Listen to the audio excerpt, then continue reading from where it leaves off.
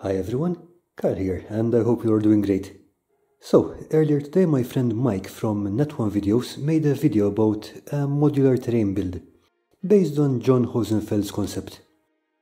I really liked the build, but as I was watching Mike cut bricks up, I wondered if there was an easier way to make a curved wall without using individual bricks. Then I had an idea. Since I will often go a very long way to avoid effort, this video is about an experiment I did to test out that idea. I started off with 2 strips of XPS foam. My plan was to make 2 wall textures and glue them back to back so that both the inside and the outside would be textured. Here I was just using my pencil to make the brickwork, which I have already shown on this channel before.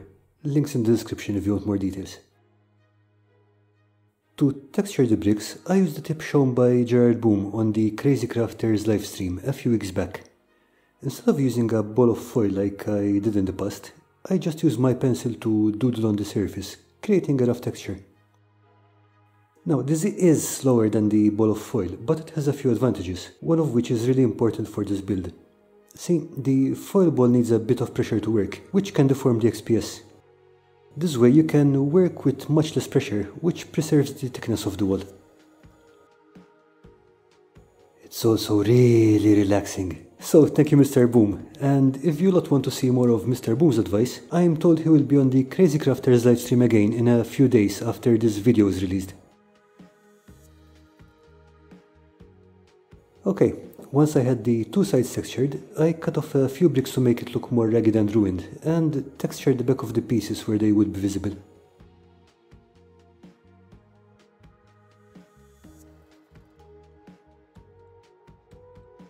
Next, I glued the 2 pieces back to back with PVA glue. At this point, I took an old coffee can, a piece of plastic sheet, and some painter's tape. Apologies for the awkward angle, but I wasn't wearing pants yet at this time of day. What I was trying to do here was to wrap the XPS piece around the can, and then press it down with the tape until the PVA set. This should force it to retain its shape. The plastic sheet is so that the tape will not rip up the texture. Make sure it's nice and tight and leave it alone for a few hours.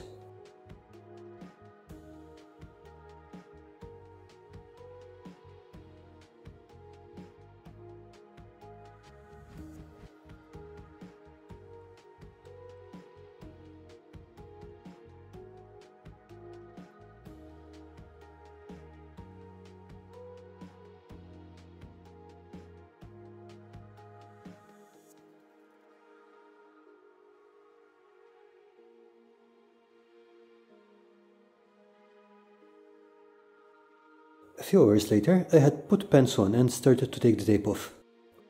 The shape held on just fine. There is a little bit of spring back, but that will be fine if you plan to glue it to a base or add a floor or ceiling to it. Realistically, you will not usually be building a curved wall section completely on its own. The texture got a bit scorched in places, but nothing a quick pass with a pencil didn't fix.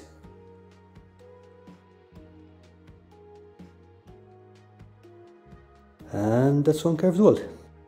I don't have a project in mind for this yet, but I hope you have enjoyed this quick tip video.